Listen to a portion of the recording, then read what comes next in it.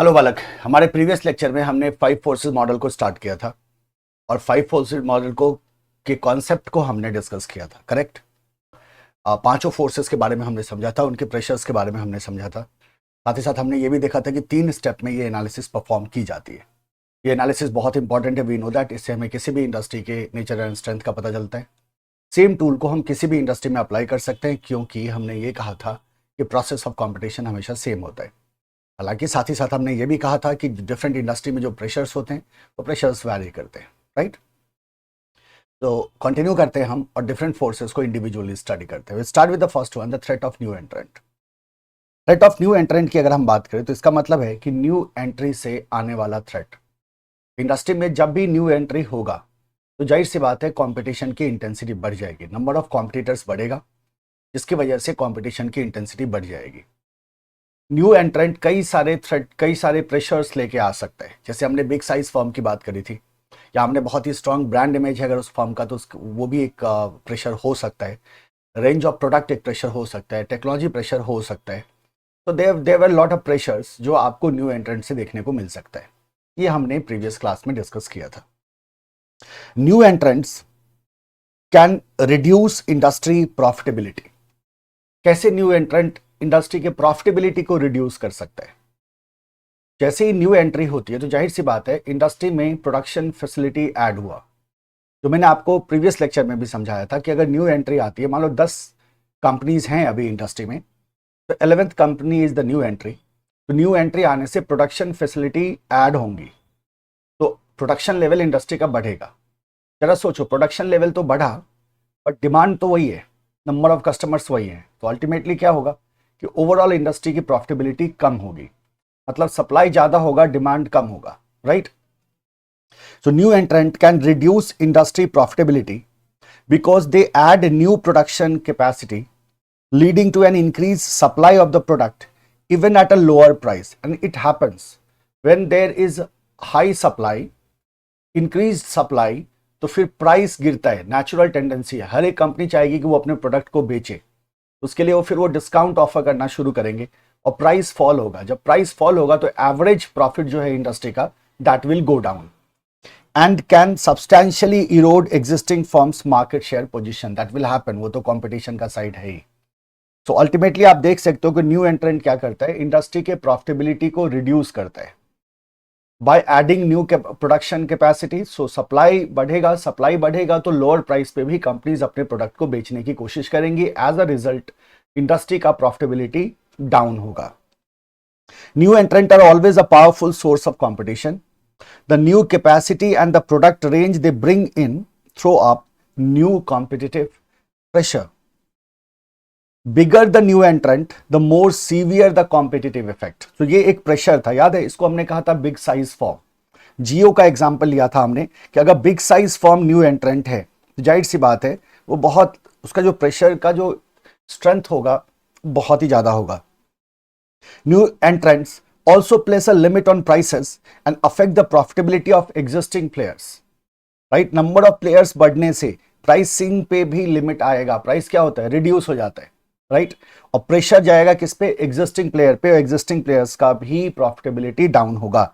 A firm's profitability tends to be higher when other firms are blocked from entering the industry. So अगर new entrant को रोका जाए, discourage किया जाए और न्यू एंट्रेंट की एंट्री इंडस्ट्री में ना हो, उस कंडीशन में जो एग्जिस्टिंग प्लेयर है इनकी प्रॉफिटेबिलिटी हाई होगी। न्यू एंट्रेंट के आने से इनकी प्रॉफिटेबिलिटी रिड्यूस होगी। तो अब न्यू एंट्रेंट को कैसे डिस्करेज किया जाए, उनको कैसे रोका जाए, उनको कैसे ब्लॉक किया जाए to enter into industry. And we learned about that in earlier class as well, last class as well, जिसमें हमने ये सीखा था कि for that purpose industry players need to raise entry barriers.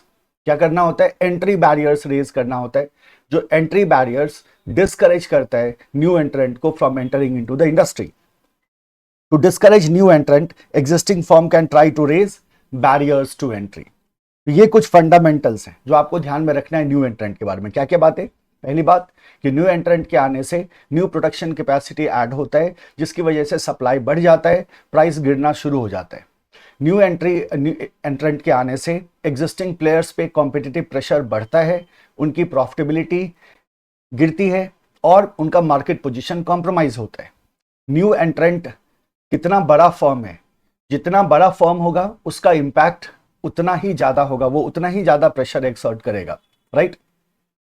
New entrant को discourage करने की जरूरत होती है। सो एग्जिस्टिंग प्लेयर का काम है न्यू एंट्रेंट को डिस्करेज करना, उन्हें ब्लॉक करना। इसके लिए वो क्या करते हैं, एंट्री बैरियर्स रेज करते हैं, जो एंट्री बैरियर्स न्यू एंट्रेंट को एंटर करने से डिस्करेज करते हैं।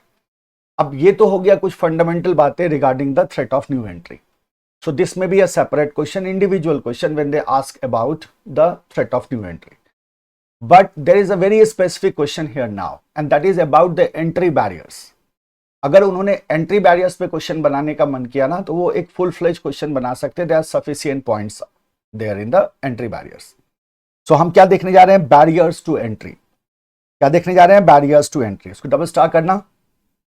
Barriers to entry represent economic forces or hurdles that slow down or impede entry by other firms। तो या तो आप स्लो डाउन कर दो एंट्री ऑफ फर्म्स को कि ज्यादा फर्म्स ना आ पाए, या इंपीड करो एंट्री बाय अदर फर्म्स।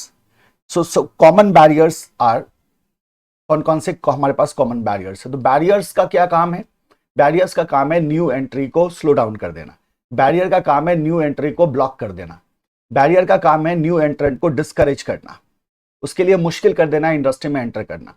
अगर हमने न्यू एंट्रेंट को ब्लॉक कर दिया एज एन एग्जिस्टिंग प्लेयर, तो उस कंडीशन में एग्जिस्टिंग प्लेयर की प्रॉफिटेबिलिटी कॉम्प्रोमाइज नहीं होगी। लेकिन अगर लगातार न्यू एंट्री होता रहेगा इंडस्ट्री में, तो एग्जिस्टिंग प्लेयर की प्रॉफिटेबिलिटी कॉम्प्रोमाइज होंगी। अब सवाल आता है कि कैसे रोका जाए, कैसे डिस्करेज किया जाए, क्या ऐसी चीजें हैं जिसको हम बैरियर्स टू एंट्री कह सकते हैं, राइट। तो क्या क्या बैरियर्स होते हैं, लेट्स सी दिस। सबसे पहला बैरियर है capital requirement. Second barrier is economies of scale. Third is product differentiation. Then we have the switching cost. Then we have the brand identity, access to distribution channels, and possibility of aggressive retaliation by the existing players. One by one ध्यान से समझो, फिर इसको code कर लेना अपनी सहूलियत के हिसाब से, ताकि आपको ये साथ के साथ पॉइंट्स याद रहे। As I told you, ये एक फुल फ्लेज क्वेश्चन की तरह एग्जाम में पूछा जा सकता है। हालांकि बहुत फेवरेट एरिया ये आईसीआई का नहीं रहा है, मैं आपको पहले ही बता दूं, बहुत ही फेवरेट एरिया नहीं रहा है। तो बट आपको रेडी रहना है, बिकॉज क्वेश्चन आता है ना, तो फिर उसमें आप ये नहीं कह सकते कि अरे आपने तो इसको ज्यादा पूछा नहीं, तो हमसे क्यों पूछ दिया, है ना। शिकायतों से काम नहीं चलती, right. So let's see one by one. Number one is the capital requirement. Suppose after qualifying CA, आप क्वालिफाई करके now you are a qualified chartered accountant, ठीक है। सोचो इसके बारे में, है ना, आंख बंद करके फील करो इसको कि that you are a qualified chartered accountant, है ना। So you are a qualified chartered accountant, now you want to start your own firm. कितना मुश्किल है। Now look, when you will trying to start your own firm, तो जो जितने भी firms हैं, जितने भी सीए फर्म्स हैं, राइट, तो वो तो नहीं चाहेंगे ना कि आप स्टार्ट करो, क्योंकि उनका काम बटेगा। आप जब स्टार्ट करोगे तो उनका काम बटेगा, जाहिर सी बात है, वो नहीं चाहेंगे कि आप स्टार्ट करो। लेकिन आप स्टार्ट करना चाहते हो। बताओ कितना मुश्किल है एक सीए फर्म को स्टार्ट करना, कितने का इन्वेस्टमेंट लगता है। आपको एक कमरा चाहिए, है ना, 2 कमरे हो गए तो बहुत अच्छी बात है, 2 रूम्स आर इनफ, राइट। उसमें आपने क्या किया, कुछ टेबल डाला, कुछ कंप्यूटर्स डाले, एक छोटा सा बोर्ड बनाया। बड़ा बोर्ड आप वैसे भी नहीं बना सकते, एक छोटा सा बोर्ड बनाया, बोर्ड लगा दिया बाहर, and your work starts. How simple it is to start a CA firm. So investment is almost negligible. So anybody can start. तो बहुत सारे लोगों को आप देखते हो कि they try it, और वो कुछ और भी काम कर रहे हैं, साथ में फर्म भी चला रहे हैं, ऐसा भी देखते होगे। हालांकि उनके पास ज्यादा क्लाइंट नहीं होते हैं, है ना, जाहिर सी बात है। कुछ क्लाइंट को अपना कुछ क्लाइंट मिल गया, ठीक ठाक पैसे मिल रहे हैं, that's okay. So what I'm trying to tell you here, to start a CA firm is quite easy because the initial investment you will have to make is very low. But जरा सोचो, अगर मैं कहूं आपसे कि आप qualify करके now you are a CA, but you want to start an aviation company, आप एक aviation company, domestic aviation company आप शुरू करना चाहते हो, डोमेस्टिक ही शुरू करना चाहते हो। अरे कम से कम आप एक डेस्टिनेशन, 2 डेस्टिनेशन को कवर करोगे ना, दिल्ली टू मुंबई मान लो, यहीं से आप शुरू करोगे। वैसे इतना एक डेस्टिनेशन से आपका काम चलेगा नहीं, बट मान लो हाइपोथेटिकल सिचुएशन, तो 2 प्लेन चाहिए ना आपको कम से कम, उसके बाद क्रू चाहिए आपको, उसका पूरा का पूरा इंफ्रास्ट्रक्चर आपको डेवलप करना होगा, उसको हैंगर वगैरह आपको हायर करना होगा। सो आप अपने बिजनेस को जब ऑपरेट करने जाओगे, तो आप देखोगे उसमें हंड्रेड्स ऑफ करोड़ का इन्वेस्टमेंट है। So what is happening here, तो क्या आप वो शुरू कर पाओगे? नहीं। लेकिन क्या आप सीए फर्म स्टार्ट कर पाओगे? आप बोलोगे सर तुरंत स्टार्ट कर लेंगे। तो पहला जो बैरियर होता है that is the capital requirement, to enter in that industry how much capital is required. If high investment is required to enter into some industry, तो फिर हर एक कंपनी सोचती है एंटर करने से पहले, क्योंकि अगर आप बहुत हेवी इन्वेस्टमेंट करके किसी इंडस्ट्री में एंटर करते हैं तो वहां से एग्जिट करना भी उतना ही मुश्किल होता है। So if capital required is quite high, in that case that becomes an entry barrier. तो वो नए फॉर्म्स को क्या करता है? डिस्करेज करता है। Second is economies of scale. Economies of scale कैसे कोई कंपनी अचीव करती है? We know the meaning very well, right? With increasing level of production, volume of production, your cost per unit decreases. But actually this is a cumulative effect of your learning, of your experience. What happens over the period of time, जब हम किसी भी काम को repeatedly करते हैं, then we get the experience, and that experience slowly gets into expertise where you exactly know what to do, what not to do, so you are not making any mistakes, and that expertise ultimately turns into efficiency, and efficiency means lowered cost. So इसी का magnified effect होता है that we achieve economies of scale. Now my question is very simple. अगर industry के players are enjoying economies of scale, तो new entrant को क्या सोचना नहीं पड़ेगा? न्यू एंट्रेंट ये सोचता है कि यार they are enjoying economies of scale, their cost of production is quite low, and of course to achieve that level I will have to work for years. सालों काम करना पड़ेगा, फिर जाके हम उस इकोनॉमीज ऑफ स्केल को अचीव कर पाएंगे। तो क्या मैं उससे फाइट कर पाऊंगा? और हो सकता है न्यू एंट्रेंट क्या करे? एंट्री ना करे। यही हुआ था ना जेरोक्स के साथ। जेरोक्स जो फोटो कॉपियर के लिए इतना फेमस था, तो जेरोक्स ने कहा कि हर एक ऑफिस में हमारा फोटो कॉपियर लगा है, तो हम पीसी में क्यों नहीं है, पर्सनल कंप्यूटर में क्यों नहीं है? उन्होंने सोचा चलो पर्सनल कंप्यूटर लॉन्च करते हैं। When they study the market, they found कि जो एग्जिस्टिंग प्लेयर है, जैसे डेल है, एचपी है, ये जो एग्जिस्टिंग प्लेयर्स है ना, they are enjoying economies of scales, तो their cost of production is quite low, and that is why they are offering laptop at a very low price. तो अब जेरोक्स को लगा कि जिस प्राइस पे वो ऑफर कर रहे हैं, जो क्वालिटी, तो वो तो हम नहीं दे पाएंगे immediate, we will take lot of time to reach that level.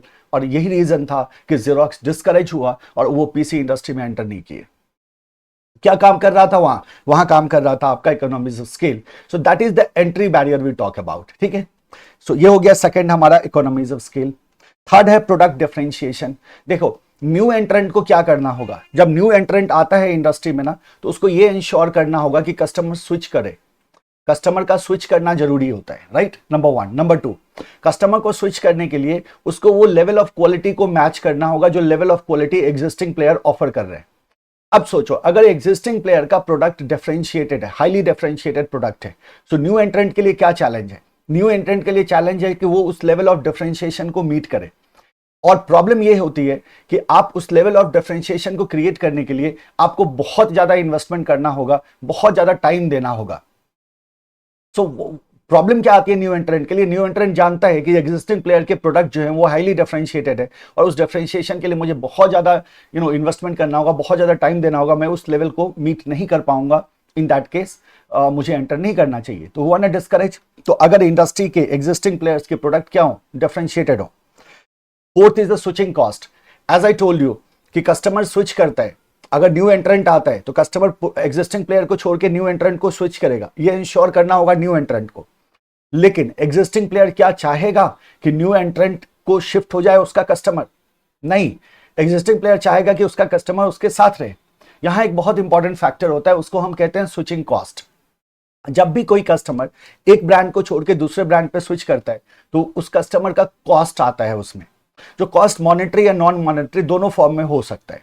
अगर स्विचिंग कॉस्ट हाई है, एग्जिस्टिंग प्लेयर्स ने स्विचिंग कॉस्ट को हाई करके रखा हुआ है, ऐसे सिचुएशन में न्यू एंट्रेंट के आने के बाद भी कस्टमर स्विच नहीं करेंगे, क्योंकि उन्हें यह दिखेगा कि हमारा बहुत ज्यादा कॉस्ट इसमें लगेगा ब्रांड चेंज करने में, तो वो स्विच नहीं करते। और वो क्या करते हैं? सेम ब्रांड के साथ कंटिन्यू करते हैं, एग्जिस्टिंग प्लेयर के साथ कंटिन्यू करते हैं।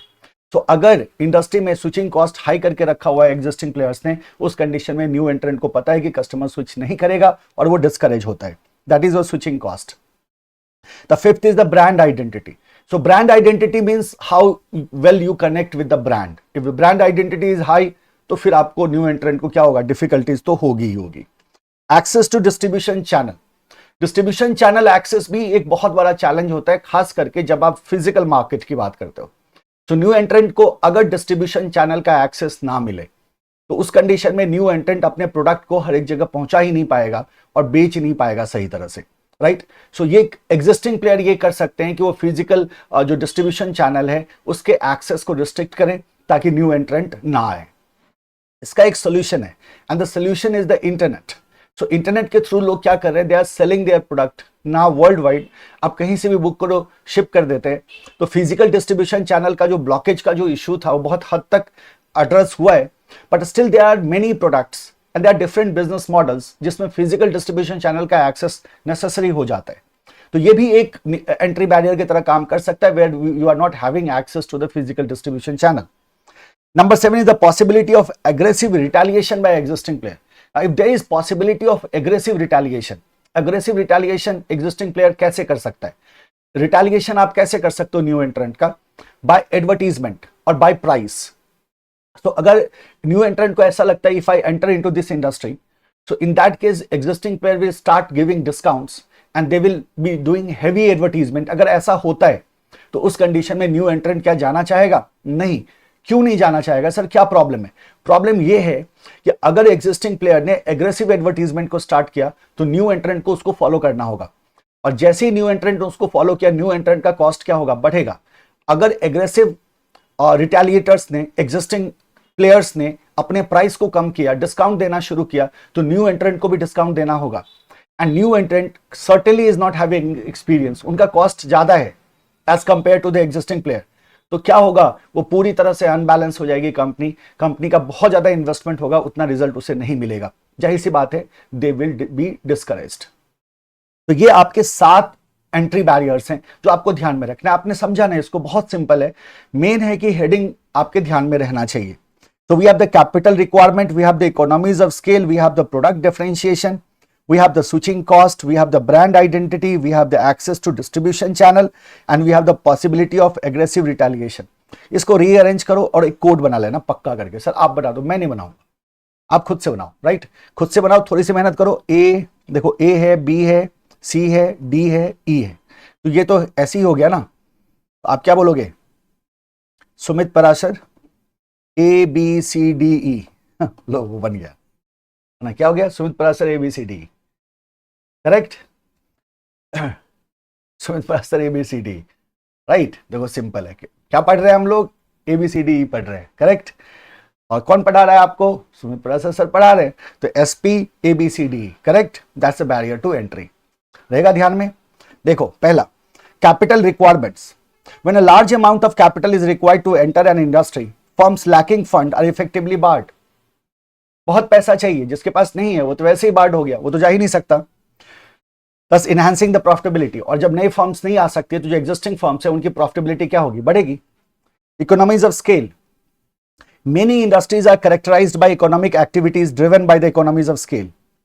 Economies of scale refers to the decline in the per unit cost of production as volume grows. So with increasing volume of production, per unit cost decreases. That is what the economies of scale is all about. A large firm that enjoys economies of scale can produce high volume of goods at successively lower cost. This tends to discourage new entrant. तो जो large company है वो क्या कर सकती है? High volume produce कर सकती है एट लोअर कॉस्ट। तो ये न्यू एंट्रेंट को क्या करता है? डिस्करेज करता है। Third is the product differentiation. Product differentiation का मतलब हम जानते हैं किसी तरह का फिजिकल या परसेप्चुअल डिफरेंसेस और enhancements that makes the product special, that makes the product unique in the eyes of the customer. Product differentiation क्या करता है? प्रोडक्ट को यूनिक बनाता है in the eyes of the customer, right? So if the product is differentiated, firms in the personal care, product and cosmetic industry actively engage in product differentiation to enhance their product features. In fact, it is done in every industry, right? Differentiation works to reinforce entry barrier because the cost of creating genuine differentiation may be too high for the new entrant. Problem यहां है कि new entrant को पता है कि ठीक है differentiated products हैं, बट ये जो कॉस्ट ऑफ डिफरेंशिएशन है, जो क्रिएट करने का जो कॉस्ट है ना, that is usually to high, और ये न्यू एंट्रेंट के लिए क्या होगा? फेवरेबल नहीं होगा। स्विचिंग कॉस्ट अगर हाई हुआ तो प्रॉब्लम है। Switching cost, to succeed in an industry, new entrant must be able to persuade existing customer of other companies to switch to its product. तो न्यू एंट्रेंट तो तभी successful हो सकता है जब वो कस्टमर को परसू कर सके कि आप क्या करो, स्विच कर जाओ। To make a switch, buyer may need to test a new firm's product, negotiate new purchase contract and train personnel. अगर स्विच करने के लिए हो सकता है उसको, जैसे कॉन्ट्रैक्ट कंपनी के साथ होगी ना, तो नया कॉन्ट्रैक्ट नेगोशिएट करना, अपने स्टाफ को ट्रेन करना, है ना. देयर आर डिफरेंट एस्पेक्ट्स जो बायर को डील करना होगा, और ये सब क्या इन्वॉल्व करता है, ये सब कॉस्ट इन्वॉल्व करता है. तो यही है इनका स्विचिंग कॉस्ट, कि उनको अपने प्रोसेस को मॉडिफाई करना होगा, उनको अपने स्टाफ को ट्रेन करना होगा, उनको अपने सिस्टम्स को चेंज करना होगा, राइट. ये सब प्रॉब्लम्स हैं उनके लिए. Buyer often incur substantial financial and psychological cost in switching between the firms. याद रखना, जब भी बायर स्विच करता है तो बायर का क्या होता है, एक सब्सटैंशियल फाइनेंशियल कॉस्ट आता है. बायर का एक substantial financial and psychological cost आता है. और when switching cost are high, buyers are often reluctant to change. और अगर ये स्विचिंग कॉस्ट हाई हो तो बायर जल्दी चेंज नहीं होता. अब हम पेन खरीदने में ये कॉन्सेप्ट नहीं लगा रहे हैं, ऑफ कोर्स आप एक्सपेंसिव प्रोडक्ट्स की बात कर रहे हो, है ना. Number 5, brand identity. किसकी बात कर रहे हैं, brand identity. The brand identity of product और service offered by existing firms can also serve as an another entry barrier. So brand identity भी क्या है, ये भी एक एंट्री बैरियर है. It is particularly important for infrequently purchase product. इसमें भी आपको वही सीन रखना होगा, राइट. तो जो इनफ्रिक्वेंटली परचेज प्रोडक्ट है उसमें क्या है, ब्रांड आइडेंटिटी जो है वो बड़ा ही इंपॉर्टेंट होता है. अब मेरी जो पहली गाड़ी थी, जो मैंने फर्स्ट कार खरीदी थी, दैट वाज ऑफ हुंडई, ठीक है. जो मैंने सेकंड गाड़ी खरीदी थी, दैट वाज ऑफ हुंडई. जो मैंने थर्ड गाड़ी खरीदी, दैट वाज ऑफ हुंडई, है ना. ये तीनों ही गाड़ी मैंने एक ही कंपनी से खरीदी थी, हुंडई से. अब पूछोगे ऐसा क्यों हुआ, तो पहली गाड़ी जो मैंने खरीदी थी उसके परफॉर्मेंस से आई वाज टू सेटिस्फाइड. कभी भी ब्रेकडाउन नहीं हुआ, कभी भी प्रॉब्लम्स नहीं हुई. मैंने ड्राइव किया, लॉन्ग रूट पे भी गया, मुझे कभी दिक्कत नहीं हुई. I was too satisfied, right, very much satisfied. लेकिन मेरी जो फोर्थ कार खरीदी मैंने खरीदी किया की. ना द प्रॉब्लम हियर इज, जब मैंने किया की कार खरीदी और पहली बार मुझे जब प्रॉब्लम फेस हुई, राइट, तो पता है मुझे किसकी याद आई, हाँ बिल्कुल सही, हुंडई की याद आई. This is what the brand identity is. So brand identity is particularly important when it is about infrequently purchase product that carry a high unit cost to the buyer. New entrant often encounter significant difficulties in building up the brand identity because to do so they must commit substantial resources over a long period of time. Brand identity ऐसे ही create नहीं होता, आपको substantial investment करना होता है over the long period of time. आपको लगातार effort लगाना होता है, then you will be able to create the brand identity. Right. So अगर ब्रांड आइडेंटिटी बहुत स्ट्रांग है तो उस कंडीशन में कस्टमर स्विच ही नहीं करेगा और न्यू एंट्रेंट को बहुत बड़ा इशू होगा. Access to distribution channel. The unavailability of distribution channel for new entrant poses another significant entry barrier. So if the distribution channel is not accessible by the new entrant, तो फिर new entrant के लिए वो क्या होगा, entry barrier की तरह काम करेगा. इंटरनेट हालांकि इसमें काफी कुछ बदलाव लेके आ रहा है, बट हम जानते हैं अभी भी बहुत सारे ऐसे प्रोडक्ट हैं जहां फिजिकल डिस्ट्रीब्यूशन चैनल चाहिए होता है. And number 7 is the possibility of aggressive retaliation. Retaliation by what, तो हमने कहा sir advertisement and the price. Sometimes mere threat of aggressive retaliation by incumbent can deter entry by other firms into an existing industry. Right? So अगर aggressive retaliation का डर है, ऐसा है कि existing players क्या कर सकते हैं, aggressively retaliate कर सकते हैं, तो ऐसे situation में new entrant क्या होगा, discourage होगा. तो ये था आपका threat of new entrant and the entry barriers. Entry barriers को इंडिविजुअली हमें तैयार करके रखना है ना. ये एक लॉन्ग क्वेश्चन की तरह एग्जामिनेशंस में दिख सकते हैं. दूसरी बात, बहुत ही इंपॉर्टेंट कॉन्सेप्ट है, सबको पता होना चाहिए, राइट. चलते हैं सेकंड फैक्टर पे, सेकंड फोर्स पे. And second force is bargaining power of buyers. हमने सीखा था इस बात को कि बायर भी बार्गेन करता है, और हमने इस बात को भी डिस्कस किया था कि खास करके B2B के केस में, बिजनेस टू बिजनेस के केस में बायर्स कार्टेल फॉर्म कर सकते हैं to influence the price and the quality, right. हमने ये सीखा था कि अगर बायर्स जो वॉल्यूम परचेज कर रहा है, अगर वो वॉल्यूम हाई है तो उसकी बार्गेनिंग पावर हाई होगी. हमने ये भी बात करी थी कि अगर जो इंडस्ट्री है वो अनडिफरेंशिएटेड प्रोडक्ट ऑफर कर रहा है बायर को, तो उस कंडीशन में भी बायर की बार्गेनिंग पावर हाई होगी, क्योंकि बायर को फर्क नहीं पड़ता कि वो किस से खरीद रहा है, राइट. सो बायर का bargaining power again is an important aspect. This force will become heavier depending on the possibilities of the buyers forming groups और कार्टल्स. बट हमें याद रखना है कि ठीक है ये फोर्स हैवियर हो जाएगा, इस बात पे डिपेंड करता है कि क्या बायर कार्टेल फॉर्म कर सकता है। तो बायर B2C में कार्टेल फॉर्म नहीं कर सकता, that is practically not possible, because B2C में जो कस्टमर्स होते हैं, जो बायर्स होते हैं, वो इंडिविजुअल्स होते हैं और उनकी संख्या बहुत ज्यादा होती है, तो उनका कार्टेल नहीं बन सकता। बट B2B के केस में सर्टेनली कार्टेल बायर्स बना सकते हैं। Mostly in this phenomenon, mostly this is a phenomenon seen in industrial products. तो इंडस्ट्रियल प्रोडक्ट्स जैसे ही हमने कहा, तो we are talking about what, B2B। Quite often, users of industrial products come together formally or informally and exert pressure on the producer. So ऐसा हो सकता है कि जो बायर बिजनेस है वो सेलर बिजनेस पे क्या करे, प्रेशर एक्सरसाइज कर दे। That is quite possible, but किस तरह के प्रोडक्ट में, इंडस्ट्रियल प्रोडक्ट में। किस तरह के बिजनेस मॉडल में, B2B बिजनेस मॉडल में ये प्रैक्टिकल है, B2C में ये प्रैक्टिकल नहीं है।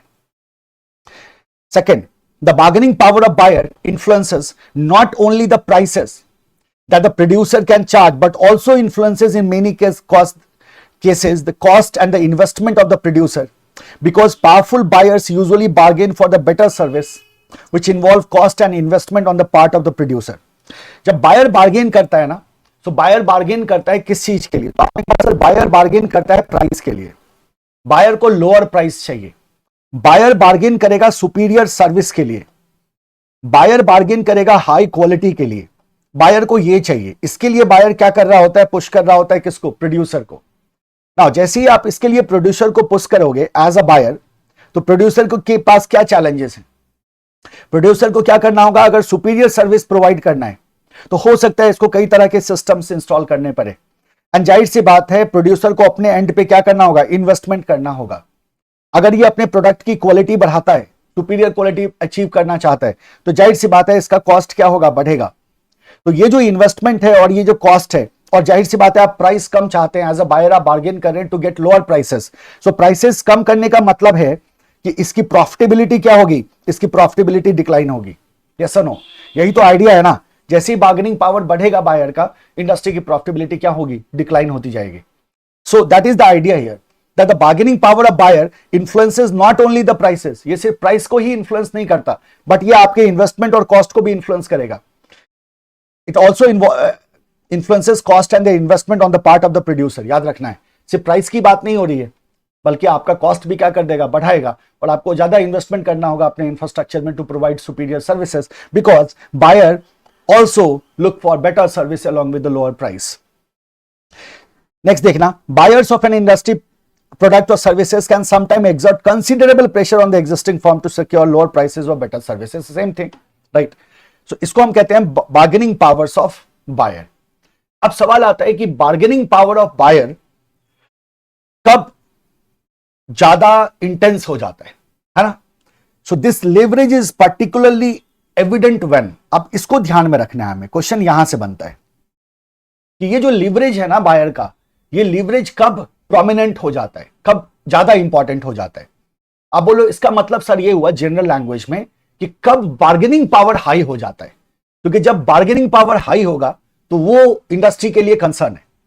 सो कब बार्गेनिंग पावर हाई हो जाता है, इसका मतलब क्या हो गया, in what conditions bargaining power is high, bargaining power will be high. ठीक है, देखना पहला, buyers have full knowledge of the source of products and their substitutes. अगर बायर के पास प्रोडक्ट का फुल नॉलेज हो और उसके सब्स्टिट्यूट्स की जानकारी हो कि अगर ये प्रोडक्ट मैं नहीं खरीदता हूं तो इसका क्या कोई सब्स्टिट्यूट मार्केट में अवेलेबल है, तो वो ज्यादा बार्गेन करेगा, डोंट यू थिंक? क्योंकि वो अपने टर्म्स पे चाहेगा कि प्रोड्यूसर उसको उसके टर्म्स के, जो उसका जो टर्म्स है ना प्राइस एंड क्वालिटी को लेके, उस टर्म्स पे उसको प्रोवाइड करे। अदरवाइज वो क्या कर सकता है, सब्स्टिट्यूट पे जा सकता है।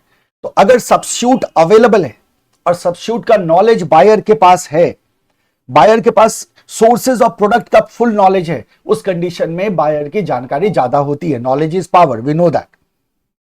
दे spend a lot of money on the industry product, मतलब बिग बायर्स।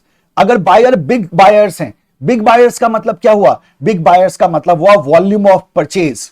अगर वो हाई वॉल्यूम में परचेज कर रहे हैं, है ना, एक होता है खुदरा खरीदार और एक होता है थोक खरीदार। तो वो क्या है भाई, वो हाई वॉल्यूम में परचेज कर रहा है। तो जब बायर्स हाई वॉल्यूम में परचेज कर रहे होंगे उस कंडीशन में उनकी बार्गेनिंग पावर क्या होगी, हाई होगी। और तीसरा, the industries product is not perceived as critical to buyers need, मतलब बायर्स के नीड के हिसाब से आपका प्रोडक्ट इतना क्रिटिकल नहीं है, वो खरीद भी सकते हैं, नहीं भी खरीद सकते, इससे उन पे कोई फर्क नहीं पड़ता। तो अगर buyer are totally not affected whether they buy your product or not, in that case वो क्या होगा, उस कंडीशन में बार्गेनिंग पावर बायर का ज्यादा होगा, प्रोड्यूसर का कम हो जाएगा। And buyers are more concentrated, अगर बायर क्या हो, ज्यादा कंसंट्रेटेड हो। मोर कंसंट्रेटेड का मतलब क्या हुआ, इसको ध्यान में रखना, इस पे क्वेश्चन आ चुका है एग्जामिनेशन में। मोर कंसंट्रेटेड एकदम फटाक से समझ लेना, एग्जाम में अगर दिखाई दे तो। कंसंट्रेटेड का मतलब हुआ कम होना, तो नंबर ऑफ बायर्स का कम होना। सो ये क्वेश्चन आया था सप्लायर के कंटेक्स्ट में कि सप्लायर्स आर मोर कंसंट्रेटेड, और फिर उन्होंने पूछा था कि बताओ क्या होगा। तो जैसे ही आपने कहा सप्लायर्स आर मोर कंसंट्रेटेड, फटाक से पकड़ो, याद करो, फॉर्मूला बताया था मैंने आपको कि number of supplier is inversely proportional to the bargaining power of supplier. तो अगर मोर कंसंट्रेटेड है तो सप्लायर की बार्गेनिंग पावर ज्यादा हो जाएगी। अगर बायर मोर कंसंट्रेटेड है तो इसका मतलब लेस बायर है, इसका मतलब क्या है, लेस बायर है। और अगर बायर लेस है इसका मतलब इनका बार्गेनिंग पावर क्या होगा, हाई हो जाएगा। Then the firm supplying the product they can easily switch to the substitute available. So substitute, देखो यही सारे रीजंस हैं, यही सारे हमारे क्या फैक्टर्स हैं जो बार्गेनिंग पावर को अफेक्ट कर रहे हैं। सबसे पहला, अगर बायर को प्रोडक्ट का फुल नॉलेज है, ठीक है। दूसरा, अगर बायर बिग बायर्स हैं। तीसरा, अगर बायर का प्रोडक्ट प्रोड्यूसर का प्रोडक्ट बायर के लिए इतना क्रिटिकल नहीं है। चौथा, नंबर ऑफ बायर्स अगर क्या है, कम है, right. These are the situations when this leverage is particularly evident, है ना, ध्यान में रखना है इस पार्ट को, it's a highly critical part, correct. सो ये आपका सेकंड फोर्स हो गया। Now let's go to the third force, bargaining power of suppliers. तो जैसे बायर का बार्गेनिंग पावर होता है वैसे सप्लायर्स भी क्या करते हैं, बार्गेनिंग पावर एक्सरसाइज करते हैं। Now we have to understand the bargaining power of supplier. एक बात तो हम जानते हैं बहुत अच्छी तरह से कि बार्गेनिंग पावर जितना ज्यादा होगा सप्लायर का, कॉम्पिटिटिव प्रेशर उतना ही ज्यादा होगा। Suppliers to exercise considerable bargaining power over companies, the more specialize the offering from the supplier. मतलब क्या हुआ इसका कि सप्लायर जो ऑफर कर रहा है रिसोर्स वो ज्यादा स्पेशलाइज्ड है। बोले तो क्या है, इसको हमने किस शब्दों में बोला था, डिफरेंशिएटेड है। अगर रिसोर्सेज क्या है, हाईली डिफरेंशिएटेड है, तो अगर रिसोर्सेज हाईली डिफरेंशिएटेड होंगे तो इसका मतलब सप्लायर का बार्गेनिंग पावर क्या होगा, बढ़ जाएगा। क्योंकि प्रोड्यूसर जो है ना, इंडस्ट्री के जो प्लेयर्स थे, वो हाईली डिफरेंशिएटेड प्रोडक्ट उनको चाहिए, राइट। और दूसरा कोई ये प्रोवाइड कर नहीं रहा होगा तो फिर उन्हें तो वही चाहिए ना। Second, the more specialized the offering from the supplier greater is the clout. And if the suppliers are also limited in numbers, क्या आ गया मेरे पास, नंबर ऑफ सप्लायर्स। हम जानते हैं कि नंबर ऑफ सप्लायर क्या होता है, इनवर्सली प्रोपोर्शनल होता है बार्गेनिंग पावर ऑफ सप्लायर से। नंबर ऑफ सप्लायर्स अगर कम होगा तो उनकी बार्गेनिंग पावर भी क्या होगी, ज्यादा होगी। The bargaining power of suppliers determines the cost of raw material and other input of the industry and therefore industry attractiveness and profitability. जाहिर सी बात है, when the suppliers are charging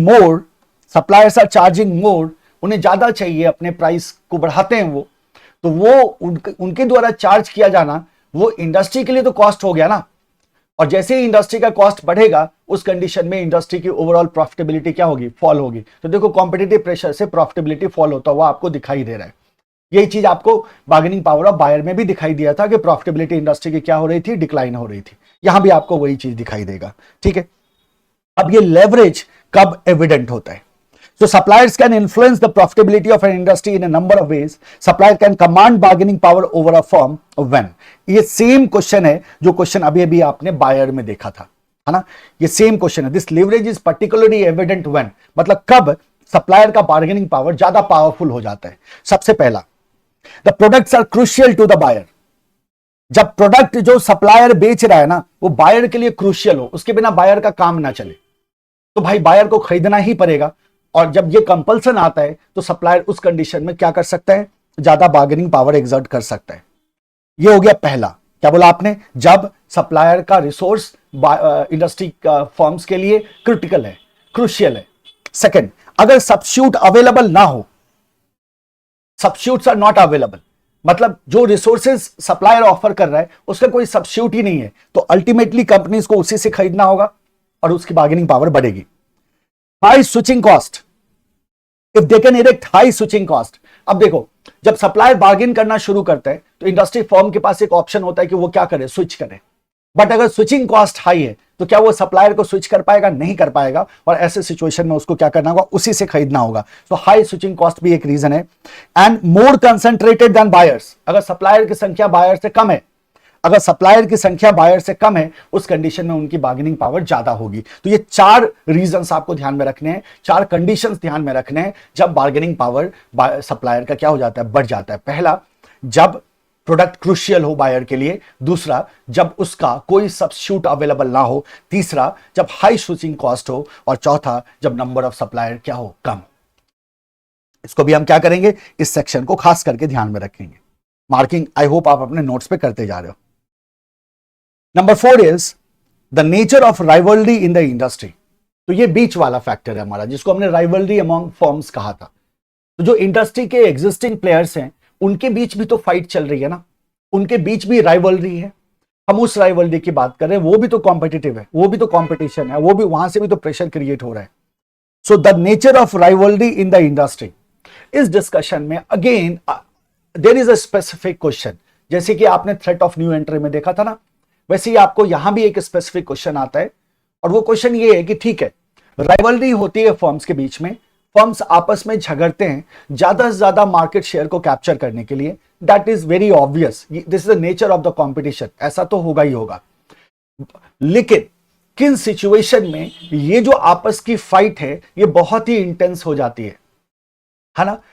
कब ये ब्लू जोन से रेड जोन में बदल जाता है। रेड जोन का मतलब क्या हुआ? मारकाट वाली हालत कब पैदा हो जाती है। और इन बिजनेस इसको हम कहते हैं कट थ्रोट कंपटीशन, गला काट प्रतिस्पर्धा इन Hindi. So cut throat competition किन सिचुएशन में क्रिएट हो जाता है? That may be a particular question what can be asked from here. तो आप क्या बोलोगे कि इंडस्ट्री में कट थ्रोट सिचुएशन को क्रिएट होने का क्या रीजन है, वो भी हमें यहां समझना है। पहला देखो, the rivalry among existing player is quite obvious. हमने कहा था कि competition is a natural process, it is not a bad luck. This is what is normally understood as competition. For any player, the competitors influence strategic decisions at different strategic levels. The impact is evident more at the functional level in the prices being charged, advertising and pressures on cost and product and so on. When we see the competition, तो 3 strategic levels थे हमारे पास। आप याद करो, corporate level, business level, function level. Corporate level पे हमने कहा था इतना स्ट्रेस होता ही नहीं है कंपटीशन का, एक्चुअली हमें दिखना शुरू होता है बिजनेस लेवल से। बिजनेस लेवल पे हमने प्लान किया था how to defeat competition. But what we are trying to say here is कि हालांकि तीनों लेवल पे कंपटीशन का इंपैक्ट होता है, जाहिर सी बात है डिसीजन मेकिंग में असर होता है, बट इसका सबसे ज्यादा इंपैक्ट हमें लोअर लेवल पे दिखाई देता है, फंक्शनल लेवल पे दिखाई देता है। क्योंकि जो आपका एडवर्टीजमेंट होता है, जो आपका डे टू डे एक्टिविटीज होती है, जो प्राइसेस की आप बात करते हो, वो सब कहां कर रहे होते हो? फंक्शनल लेवल पे। इसीलिए अगर ये किसी भी तरह से पूछा जाए तो गलती मत करना। आप बोल रहे हैं कि कंपटीशन भाई तीनों स्ट्रेटेजिक लेवल के स्ट्रेटेजिकल डिसीजन मेकिंग को इंपैक्ट करता है, बट इसका सबसे ज्यादा प्रेशर हमें फंक्शनल लेवल पे दिखाई देता है ना? प्राइसेस के टर्म में, एडवर्टीजमेंट में, या कॉस्ट पे हमें प्रेशर दिखता है, प्रोडक्ट के टर्म में दिखता है, and so on. The intensity of rivalry in an industry is significant determination of industry attractiveness and profitability. याद रखना है इसको। So one of the factor, जब भी हम इंडस्ट्री के अट्रैक्टिवनेस की बात करते हैं, how attractive is industry for you, उसमें इंटेंसिटी ऑफ राइवलरी बड़ा इंपॉर्टेंट फैक्टर होता है। इंटेंसिटी ऑफ राइवलरी अगर हाई होगा तो फर्म्स की प्रॉफिटेबिलिटी कम होती है, और जब फर्म की प्रॉफिटेबिलिटी कम होगी तो वो इंडस्ट्री आपके लिए लेस अट्रैक्टिव हो जाता है, वो आपके लिए ल्यूक्रेटिव इंडस्ट्री नहीं होता। ल्यूक्रेटिव इंडस्ट्री वो होता है जहां प्रॉफिटेबिलिटी के चांसेस होते हैं, ल्यूक्रेटिव इंडस्ट्री वो होता है जहां फ्यूचर प्रोस्पेक्ट होता है। But if the intensity of competition is quite high, in that case chances of earning more profit diminishes, or as a result that industry becomes unattractive. The intensity of rivalry can influence the cost of suppliers, distribution and attracting customers, ये सारे cost को बढ़ा देगा आपको। Supply का cost, distribution का cost, customer acquisition का cost, ये सारा कॉस्ट आपका क्या होगा, बढ़ेगा, जो डायरेक्टली आपके प्रॉफिट को अफेक्ट कर देता है। तो क्या बोलोगे, higher the intensity of rivalry, lower is the profitability of industry, less attractive is the industry for us. So this is your nature of rivalry in an industry. अब सवाल आता है कि ये राइवलरी जो इंटेंसिटी हाई की हम बात कर रहे हैं, तो जब हाई इंटेंसिटी कंपटीशन होता है, इंटेंस कंपटीशन होता है किसी इंडस्ट्री में, उसी को कट थ्रोट कंपटीशन हम कह सकते हैं। तो कट थ्रोट कंपटीशन में मार काट मची रहती है, सबके कस्टमर को तोड़ने में लगे रहते हैं, राइट। तो ये जो फाइट का सिनेरियो बनता है, ये क्यों बनता है और कैसे बनता है, so that is our specific question, double star करके रखेंगे। So rivalry among competitors tends to be cut throat and industry profitability low. जैसे ही राइवलरी कट थ्रोट होगा, यानी कि राइवलरी सुपर इंटेंस हो जाएगा, तो आपकी प्रॉफिटेबिलिटी क्या होगी, आपकी प्रॉफिटेबिलिटी लो होगी। तो ये कट थ्रोट कंपटीशन कैसे होता है, under various conditions are explained as follows. तो क्या क्या कंडीशंस है हमारे पास जिसकी वजह से हमें कट थ्रोट कंपटीशन दिखाई देता है, ठीक है। देखो, the first one we have is the industry leader, second is the number of competitors, third is the fixed cost, fourth is the exit barriers, fifth is the product differentiation and sixth is the slow growth. तो ये 6 conditions हैं, 6 aspects हैं जिसकी वजह से आपको cut throat दिखाई देगा। एक एक करके समझते हैं। सबसे पहला है इंडस्ट्री लीडर। इंडस्ट्री लीडर का मतलब क्या हुआ, इंडस्ट्री लीडर का मतलब क्या हुआ, इंडस्ट्री लीडर का मतलब हुआ उस इंडस्ट्री की सबसे बड़ी फर्म होगी ना। और सबसे बड़ी फर्म का मतलब क्या हुआ कि उनके पास क्या हो गए, रिसोर्सेज हो गए। So industry leader is just like guardian of a family, ठीक है। अब 2 फैमिली को एज्यूम करो, एक फैमिली है जिसमें गार्डियन है और एक फैमिली है जो गार्जियन लेस है, उसमें कोई गार्जियन नहीं, कोई किसी की नहीं सुनता। अब एक फैमिली है जिसमें गार्जियन है, जिसकी बात सुनी जाती है, सबसे बड़ा आदमी है घर का, फादर है घर का, और उसकी सारे बात उसके बच्चे सुनते हैं, उसकी वाइफ सुनती है, और बड़ा बैलेंस्ड है। और एक फैमिली है जिसमें कोई किसी की बात नहीं सुनता, जिसको जो मनाता है वो करता है, ठीक है। So tell me one thing कि किस फैमिली में जो गार्जियन है उसके पास ये ताकत है कि वो डिसिप्लिन कर सके। जाहिर सी बात है, आप बोलोगे सर फर्स्ट फैमिली में, क्योंकि यहां उसकी बात सुनी जा रही है, उसके पास रिसोर्सेज है, उसके पास पावर है, और वो उस पावर को क्या कर रहा है, एक्सरसाइज कर रहा है, और सही डायरेक्शन में लोगों को डिसिप्लिन कर रहा है, अपने फैमिली मेंबर्स को डिसिप्लिन कर रहा है। ऐसा इंडस्ट्री जहां एक क्लियर कट लीडर होता है, तो उस कंडीशन में लीडर का मतलब ही हो गया कि उसके पास ज्यादा रिसोर्सेस होंगे, ज्यादा पावरफुल होगा, वो उसका इन्फ्लुएंस ज्यादा होगा। तो वो लीडर क्या कर सकता है, डिसिप्लिन कर सकता है किसी भी ऐसे छोटे फर्म्स को जो प्राइस वॉर को इनिशिएट करना चाहता है। So that is the power with the leader of the industry. So आप क्या कहते हो कि सर अगर लीडर चाहे तो वो क्या कर सकता है, छोटे फर्म को जो प्राइस वॉर इनिशिएट करना चाहता है उसको वो डिसिप्लिन कर सकता है, क्योंकि एज अ स्मॉल फर्म आप जो डिस्काउंट दोगे उससे कहीं ज्यादा डिस्काउंट देने की ताकत है लीडर के पास, बिना उसके प्रॉफिट को गवाए हुए। तो अगर लीडर ने आपके स्ट्रैटेजी को रिस्पॉन्ड किया तो उस कंडीशन में आपका सर्वाइवल क्वेश्चनेबल हो जाएगा। सो हम क्या कहते हैं, if an industry is having a clear cut leader, in that case that leader can discipline any small firm which is trying to initiate the price war in the industry. Price war बुरा होता है, मैं आपको पहले समझा चुका हूं, लेकिन अगर कोई लीडर है ही नहीं तो फिर वहां तो कैओस होगा, वहां प्राइस वॉर होगा, पक्का होगा, और पूरी इंडस्ट्री की प्रॉफिट क्या होगी, गिरेगी। अब देखो, ये जो कॉन्सेप्ट आप पढ़ रहे हो ना इंडस्ट्री लीडर का, ये छोटे इंडस्ट्री में पॉसिबल है, इसीलिए मैंने फैमिली का एग्जांपल लिया। बड़े इंडस्ट्री में पॉसिबल नहीं है, क्योंकि बड़े इंडस्ट्री में जहां बहुत सारी कंपनीज हैं वहां लीडर की बात कोई नहीं सुनने वाला।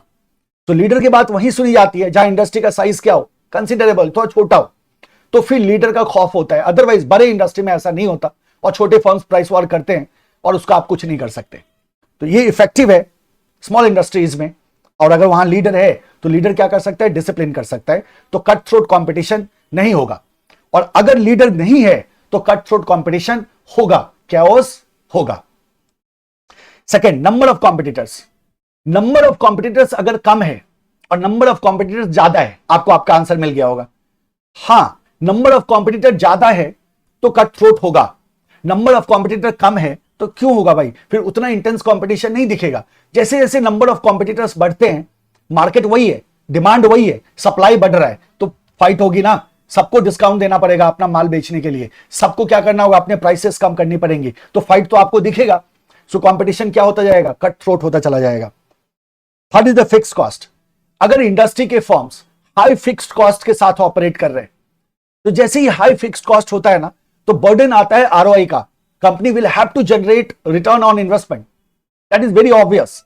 सो they are producing at huge amount, high fixed cost है, they will have to use their optimum, they have to reach their optimum level.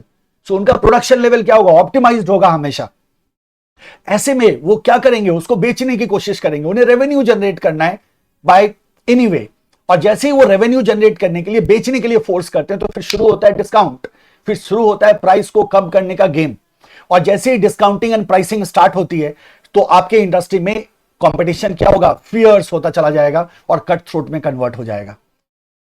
Exit barrier, अगर exit barrier is too high, जैसे entry barrier था ना जो industry में आने से रोकता था, वैसे ही एग्जिट बैरियर आपको इंडस्ट्री से बाहर निकलने से रोकता है। अगर एग्जिट बैरियर बहुत हाई है तो आप बाहर नहीं निकल पाओगे इंडस्ट्री से, और जब आप इंडस्ट्री से बाहर नहीं निकल पाओगे तो आप क्या करोगे बताओ, है ना, आप क्या करोगे, आप उसी में फंसे हुए हो, आपको उसी इंडस्ट्री में रहना है, तो आप वही मारपीट शुरू कर दोगे, आप भी उस कट थ्रोट कंपटीशन का हिस्सा हो, आपको किसी भी तरह से सरवाइव करना है, डिस्काउंट दो, प्राइस दो, कम करो, कुछ भी करो, बट सरवाइव करो। क्यों सरवाइव करो, because the entry barrier is too high, you can not exit.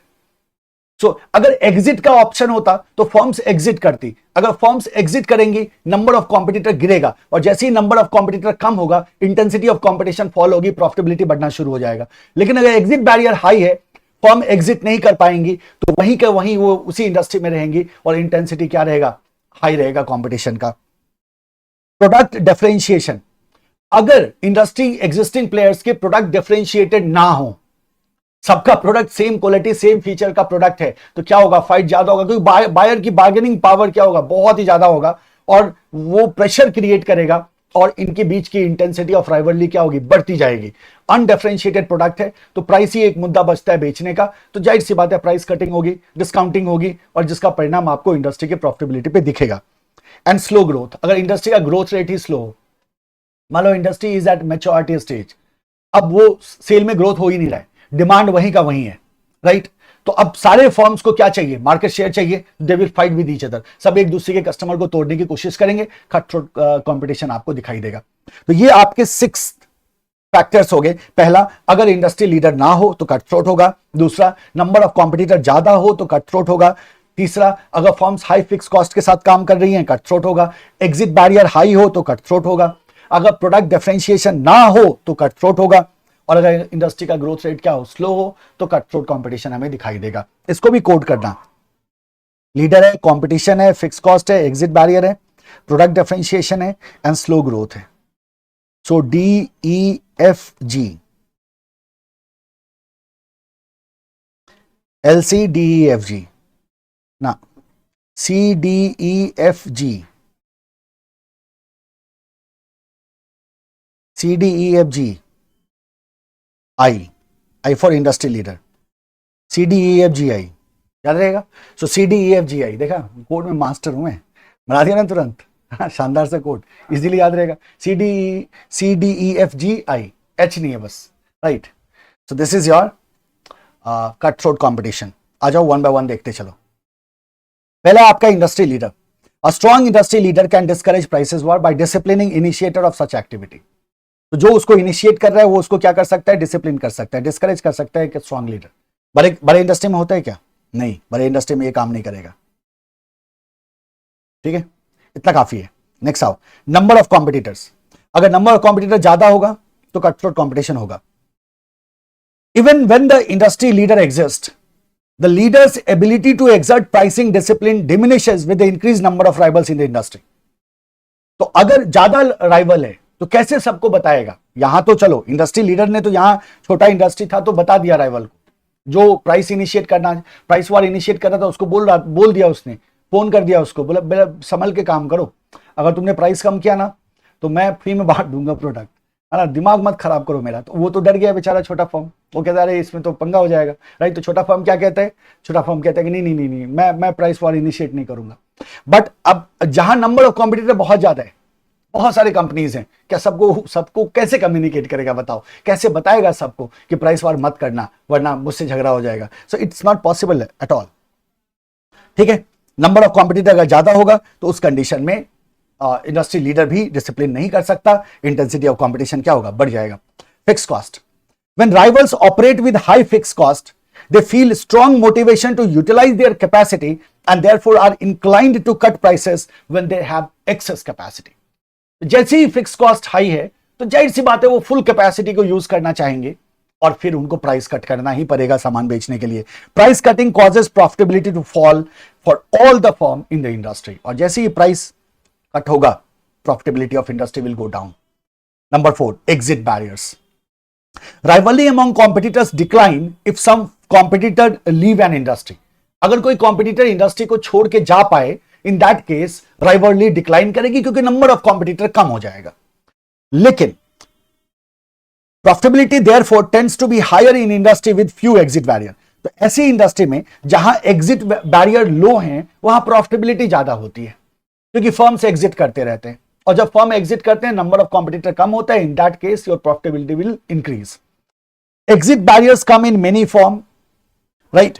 When barriers to exit are powerful, competitors desiring exit may refrain from leaving.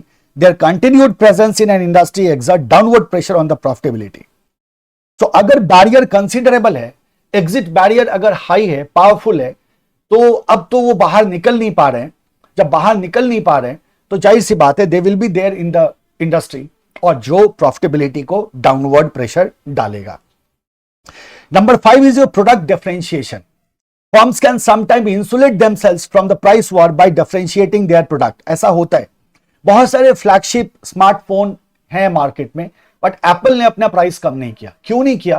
Because iPhone is highly differentiated, तो वो insulate है price war से।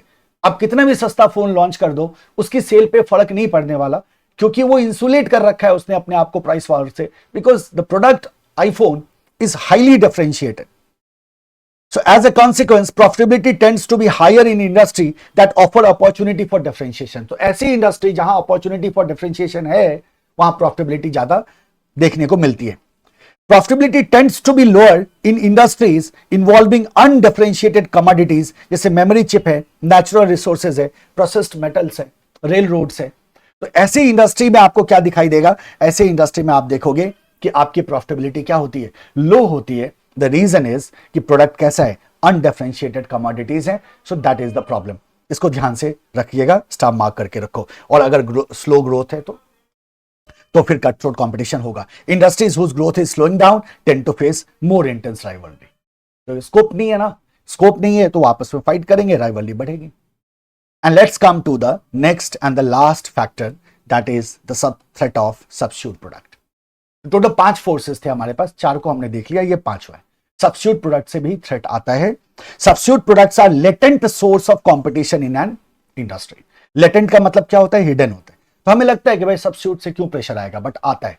याद करो previous class में मैंने आपको समझाया था कि सब्स्टिट्यूट प्रोडक्ट वो प्रोडक्ट होती हैं, substitute product are those product which addresses the same need as the main product but is from different sector. तो सेम नीड को एड्रेस करेंगी बट एसेंशियली डिफरेंट सेक्टर से होंगी. सेम सेक्टर के product को हम कंपीटिंग प्रोडक्ट कह सकते हैं, सब्स्टिट्यूट नहीं कह सकते. Substitute product offering a price advantage or performance improvement to the consumer can drastically alter the competitive character of an industry and they can bring it about all of a sudden. So अगर substitute product क्या कर रहा है? Price advantage दे रहा है buyer को या performance improvement दे रहा है, मतलब सब्स्टिट्यूट प्रोडक्ट जो है वो मेन प्रोडक्ट से ज्यादा अच्छा परफॉर्म कर रहा है, सब्स्टिट्यूट प्रोडक्ट जो है वो मेन प्रोडक्ट से कम प्राइस में आपको मिल जा रहा है, तो आपको सडन चेंज देखने को मिल सकता है इंडस्ट्री में. ये प्रेशर बहुत ही इंटेंस प्रेशर हो सकता है.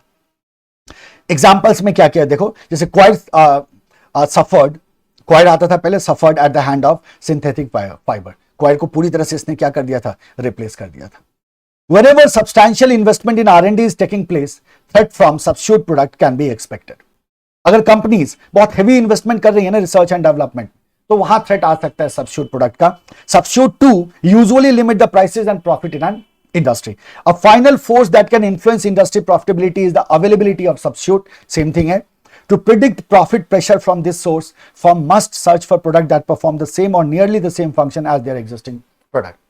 तो इस प्रेशर को जानने के लिए आपको क्या करना होगा, आपको देखना होगा कि आपके इंडस्ट्री में क्या क्या सब्स्टिट्यूट प्रोडक्ट्स अवेलेबल है।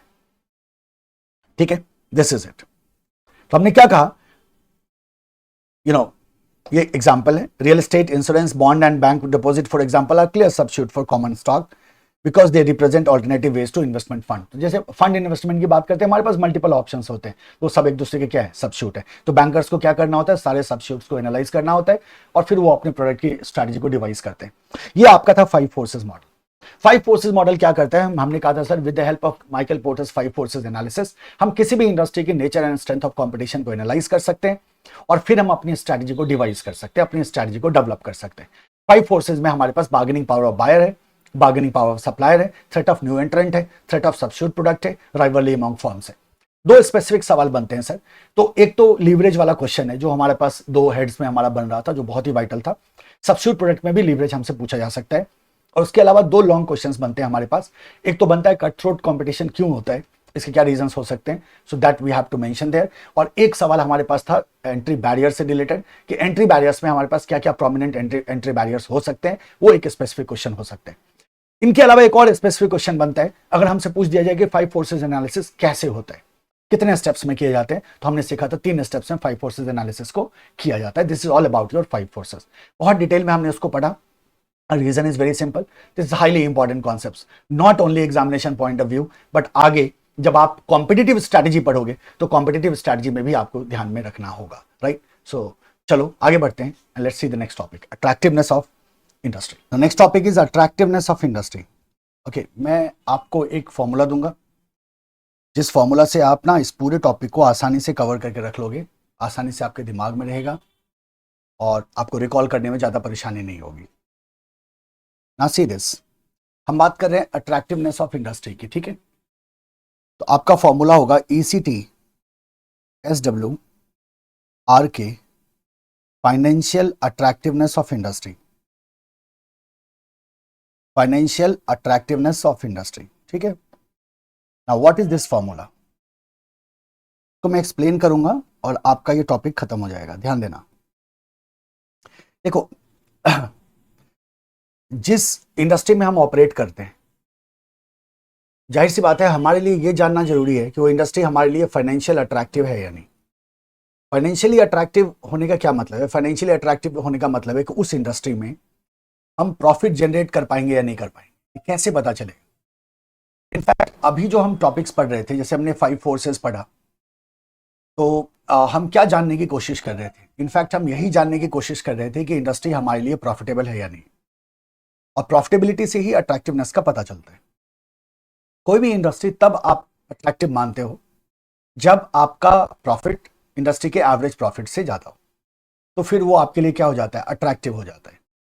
तो हमें कैसे पता चलेगा, तो जाहिर सी बात है we have to analyze the industry, हमें इंडस्ट्री को एनालाइज करना होगा और किन किन फैक्टर्स को हम ध्यान में रखेंगे, that is the formula is all about. तो पहला जो फैक्टर है आपका, दैट इज ई का मतलब है इकोनॉमिक इंडिकेटर्स। इंडस्ट्री के इकोनॉमिक इंडिकेटर्स होते हैं, जो इकोनॉमिक इंडिकेटर्स आपको ये बताते हैं कि वो इंडस्ट्री आपके लिए कितना अट्रैक्टिव होगा। For example, one of the economic indicator may be the taxation policy of the government. अगर मान लो कोई industry is being taxed heavily by the government, in that case जो अट्रैक्टिवनेस है तो ऑटोमेटिकली रिड्यूस हो जाएगा। Talk about the interest rates. अगर हम इंटरेस्ट रेट्स की बात करें तो इंटरेस्ट रेट का भी impact, that's an economic indicator, उसका भी इंपैक्ट आपके इंडस्ट्री की प्रॉफिटेबिलिटी पे होगा। अब जो भी जैसे एक्सपोर्ट इंपोर्ट पॉलिसीज होती है गवर्नमेंट की, उसका भी इंपैक्ट आपके इस पे प्रॉफिटेबिलिटी पे होगा। तो आप ड्यूटीज की बात कर लो, आप टैरिफ्स की बात कर लो। सो इकोनॉमिक इंडिकेटर्स का मतलब है वो सारे इंडिकेटर्स जो ये बताते हैं कि कोई इंडस्ट्री हमारे लिए कितना प्रॉफिटेबल है। सो पहला जो फैक्टर है that is the economic indicators.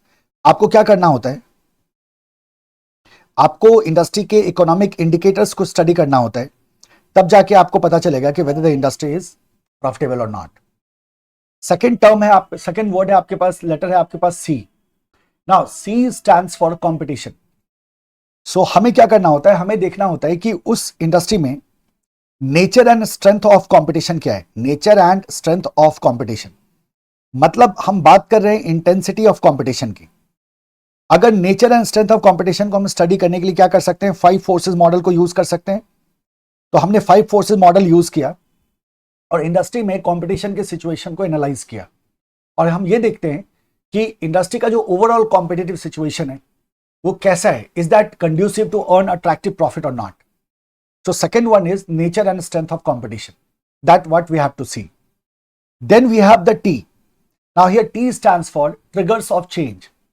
आप जानते हैं कि एनवायरमेंट जो है वो डायनामिक होता है, बहुत सारे फैक्टर्स कंटिन्यूअस बेसिस पे चेंज होते रहते हैं। सो ट्रिगर्स ऑफ चेंज क्या है? क्या ऐसे ट्रिगर्स हैं, कौन कौन से ऐसे फैक्टर्स हैं जो ड्राइविंग फोर्सेस हैं जो सडन चेंज ला रहे हैं और आपको उसे रिस्पॉन्ड करना है या नहीं करना है, आप उससे इम्यून है, इन सारे एस्पेक्ट को आपको स्टडी करना होगा। हर एक कंपनी हर एक ट्रिगर को रिस्पॉन्ड नहीं करती, बट कुछ ट्रिगर बहुत ही इंपॉर्टेंट होते हैं जो ड्राइविंग फोर्स की तरह काम करते हैं और इंडस्ट्री में चेंज लेके आते हैं जिसको आपको रिस्पॉन्ड करने की जरूरत होती है। तो आपको ट्रिगर्स ऑफ चेंज को भी समझना होगा अगर आप इंडस्ट्री के अट्रैक्टिवनेस को समझना चाहते हैं तो you have to understand triggers of change. Then there is the SW. SW का मतलब आपको दिमाग में रखना है stronger and weakest company. Stronger and weakest company, आपको अपने पोजीशन को समझना होगा। आपको यह समझना होगा एक्चुअली होता क्या है कि किसी भी इंडस्ट्री में बहुत सारे प्लेयर्स होते हैं और सारे प्लेयर्स को, सारे कॉम्पिटिटर्स को एनालाइज करना प्रैक्टिकली पॉसिबल नहीं है। तो आपको ग्रुप्स बनाने पड़ते हैं। आपको यह देखना होता है कि आपका पोजीशन क्या है और इंडस्ट्री में कौन आपका डायरेक्ट कॉम्पिटिटर है, कौन आपका इनडायरेक्ट कॉम्पिटिटर है, किसको लेके आपको स्ट्रेटजीज बनानी है, right. So for that purpose we have a tool that is called as strategic group mapping. हमारे पास एक टूल है जिस टूल को हम लगाते हैं जिसे कहते हैं स्ट्रेटेजिक ग्रुप मैपिंग। तो स्ट्रेटेजिक ग्रुप मैपिंग की मदद से हम अपने पोजीशंस को समझ पाते हैं इंडस्ट्री में, राइट, और हम देख पाते हैं कि हमारे कौन कॉम्पिटिटर्स हैं और ये भी आपको प्रॉफिटेबिलिटी का असेसमेंट देगा। Then there is R. R here stands for rivals. तो आपको देखना है strategic moves of rivals. Strategic moves of rivals. Strategic moves of rivals का क्या मतलब होता है? राइवल्स के क्या एक्शंस हैं और एक्शन से इंपॉर्टेंट है ये समझना कि उसके पीछे इंटेंशन क्या है, so that is you have to understand. जैसे मान लो अगर कोई कॉम्पिटिटर आपका डिस्काउंट दे रहा है तो डिस्काउंट तो दे रहा है, that is the action, but what is the reason behind giving discount? Is that to attract your customer और they are low on sale, तो वो अपनी सेल बढ़ाने के लिए कर रहे हैं, क्या कर रहे हैं, क्यों कर रहे हैं, ये आपको समझना होगा। You have to assess, you have to keep monitoring all the rivals. जो आपके डायरेक्ट कॉम्पिटिटर्स हैं उनके क्या मूव्स हैं, उन मूव के पीछे का मोटिव क्या है, आपको यह समझना होगा, तभी आप अपनी स्ट्रैटेजी को फॉर्मुलेट कर सकते हो। K stands for key success factors. देखो किसी भी इंडस्ट्री में सक्सेस के लिए there are certain factors that need to be there in your product. KSF के बिना you can not get success in any industry. तो आपको KSF को भी समझना होगा। KSF को समझ के आप ये समझ पाओगे कि इस इंडस्ट्री में सक्सेस के लिए कौन कौन से इंपॉर्टेंट फैक्टर्स हैं जो हमारे पास होना चाहिए, क्या कैपेबिलिटीज हमें चाहिए ताकि हम कस्टमर को बेटर सर्विस कर सके, क्या हमारे पास किस तरह के रिसोर्सेज होने चाहिए ताकि हम कॉम्पिटिटिव एडवांटेज क्रिएट कर सके, वो कौन कौन से ऐसे फैक्टर्स हैं जिसके आधार पे कस्टमर मल्टीपल ब्रांड में से किसी एक ब्रांड को चूज करता है, इसको कहते हैं KSF and KSF need to be understood. जब हम ECTSWRK को एनालाइज करते हैं then further we will be able to conclude the financial attractiveness of industry। इसी के आधार पे हम बता पाते हैं कि हमारा इंडस्ट्री फाइनेंशियली अट्रैक्टिव है या नहीं। तो जो हम अट्रैक्टिवनेस ऑफ इंडस्ट्री की बात कर रहे हैं तो इसमें से कुछ टूल्स को हम ऑलरेडी पढ़ चुके हैं, कुछ टूल्स को हम आगे पढ़ेंगे, राइट।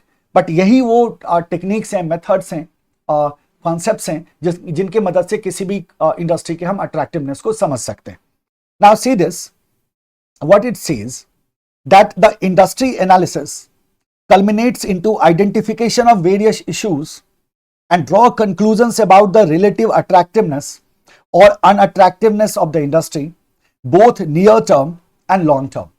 तो near term में मतलब short term में या long term में इंडस्ट्री अट्रैक्टिव है या अनअट्रैक्टिव है, इसको समझने के लिए certainly we have to identify various issues of the industry, we have to do the analysis and then we will have to do the conclusion whether the industry is attractive or unattractive in short term as well as the long term. Because एक बात याद रखना, whenever we talk of the attractiveness, we see the profitability and certainly we see the future prospect of the industry, कि future में ये industry किस तरह से grow करने वाला है. Number 2, strategists assess the industry outlook carefully, deciding whether industry and competitive conditions present an attractive business opportunity for the organization or whether its growth and profit prospects are gloomy. So as a strategist आप क्या करते हो, industry को assess करते हो ये देखने के लिए कि whether you have opportunity in industry to grow or not, या फिर इस इंडस्ट्री का फ्यूचर ही डवाडोल है, right, that you see as a strategist. For that purpose you do the industry analysis. अब यहां देखना, इसको डबल स्टार करके रखिएगा. This is your question. Companies invest capital either the promoters or from the public and should be inherent careful in choosing an industry. So whenever you are entering in an industry, that is a project in which you are going to make investment. वो पैसा कहां से आया, या तो promoter का पैसा है या फिर आपने पब्लिक से पैसा उठाया हो, आईपीओ किया हो आपने. So anyway you have to generate ROI on that money, right? So whenever some investment is done, that is done with the expectation to get return. तो आपको बहुत केयरफुल रहना होगा while choosing the industry, because you will enter in only such industry from where you can generate return on investment. The important factors on which the management may base such conclusion include. अब इसका मतलब क्या हुआ, पहले line का मतलब सीधा सीधा ये हुआ कि ऐसे इंडस्ट्री में पैसा लगाओ जो फाइनेंशियली अट्रैक्टिव हो, और दूसरे लाइन का मतलब हुआ कि पता कैसे चलेगा कि फाइनेंशियली अट्रैक्टिव है या नहीं है, राइट. तो हमने क्या कहा, ECT SWR के देखते चलो. The industry growth potential and its futuristically viable, यानी कि future prospect of industry. Industry का फ्यूचर प्रोस्पेक्ट क्या है, क्या ये इंडस्ट्री कल के डेट में वैनिश तो नहीं हो जाएगी, क्या ये इंडस्ट्री कल के डेट में वैनिश तो नहीं हो जाएगी, क्या ये इंडस्ट्री कल के डेट में डिक्लाइन पे तो नहीं चली जाएगी. तो आप फ्यूचर प्रोस्पेक्ट ऑफ इंडस्ट्री को देखोगे, नंबर 1.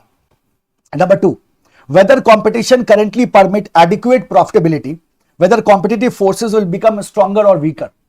यानी कि हमारा जो कॉम्पिटिटिव सिचुएशन है वो कैसा है. तो 5 फोर्सेस लगाया था ना हमने, ये वाला nature and strength of competition. तो हमें देखना होता है कि हमारा कंपटीशन कितना इंटेंस है, कितना स्ट्रांग है, और क्या ये कॉम्पिटिटिव एनवायरनमेंट हमें प्रॉफिट अर्न करने देगा, और क्या ये भविष्य में ये कंपटीशन वीक होता जाएगा या स्ट्रांग होता जाएगा. ये फोर्स जो है 5 फोर्सेस, ये वीकर होंगे फ्यूचर में या और भी स्ट्रांग होते जाएंगे. So this is what we have to see. So this is your nature and strength of competition. Number 3, whether the industry profitability will be favorably or unfavorably affected by the prevailing driving forces. हमने क्या कहा, triggers of change. तो जो driving forces है, triggers of change या driving forces जो है हमारे, ये driving forces हमें profit earn करने देंगे या नहीं करने देंगे, या ये हमें किस तरह से affect करेंगे, favorably affect करेंगे या unfavorably affect करेंगे. तो you have to see the triggers of change. You have to see the driving forces. अब आपको रिलेट करना है, बस ये फॉर्मूला याद रखना है और एक बार थ्योरी पढ़ के रिलेट कर लेना है. फॉर्मूला याद रखना है, आसानी से आप एग्जाम में आंसर लिख के चले आओगे. D, the competitive position of an organization in the industry. इसी को हमने कहा स्ट्रैटेजिक ग्रुप मैपिंग, ये वाला SW. So the competitive position, आपका कॉम्पिटिटिव पोजीशन क्या है इंडस्ट्री में with respect to your competitors. Its position is likely to grow stronger और वीकर. आपका जो पोजीशन है, आप स्ट्रॉन्गर बनोगे या वीकर बनोगे भविष्य में, आपको वो भी देखना होगा. So the competitive position of an organization in the industry is another factor. The potential to capitalize on vulnerabilities of weaker rivals, right? So this is also very important. Whether we will be able to, utilize और कह सकते हो आप कि exploit the weakness of the rivals. क्या उसके लिए हमारे पास अपॉर्चुनिटी, हमारे पास पोटेंशियल है या नहीं है कि हम राइवल के वीकनेस को क्या कर सके, एक्सप्लॉइट कर सके. Whether the company is able to defend against or counteract the factor that make the industry unattractive. अगर कोई फैक्टर इंडस्ट्री को अनअट्रैक्टिव बना रहा है तो उसके अगेंस्ट हम काम कर पाएंगे, नहीं कर पाएंगे, जनरल मैटर है. ये क्या है बेसिकली आपका, यही है आपका राइवल, जिसको आपने कहा था स्ट्रैटेजिक मूव्स ऑफ राइवल्स. तो this is your strategic moves of rivals. The degree of risk and uncertainty in the industry future, severity of problems confronting the industry as a whole, and whether continued participation in the industry add importantly to the firm's ability to be successful in other industries. That is basically your core competence. ये आपका कौन सा factor है, ये आपका है core competence, whether we will be able to create core competence in that industry और not. यहां क्या लिख देना, कोर कॉम्पिटेंस। बाकी जो सारे फैक्टर्स है ना वो यही है आपका ECT SWRK।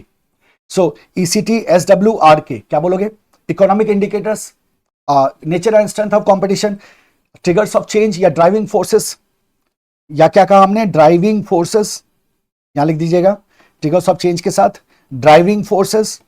फिर क्या आ गया मेरे पास, स्ट्रॉन्गर वीकर कंपनी मतलब स्ट्रेटेजिक ग्रुप मैपिंग। फिर आ गया मेरे पास मूव्स ऑफ राइवल, और लास्ट में आ गया की सक्सेस फैक्टर्स। इसके आधार पर हम देखते हैं whether the industry is profitable और not. This is your attractiveness of industry.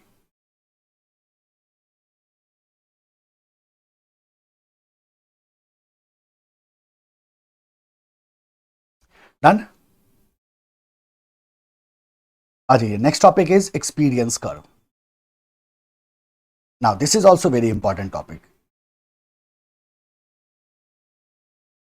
Experience curve. हालांकि इसके बारे में आप पहले भी कई बार बात कर चुके हो, है ना। क्या होता है एक्सपीरियंस कर्व, तो हमने कहा सर देखो, जब हम किसी काम को रिपीटेडली करते हैं, बार बार करते हैं, तो हमें उस काम को करने का एक्सपीरियंस मिल जाता है। मैं आपको एक फ्लो बताता हूं, जरा ध्यान दो।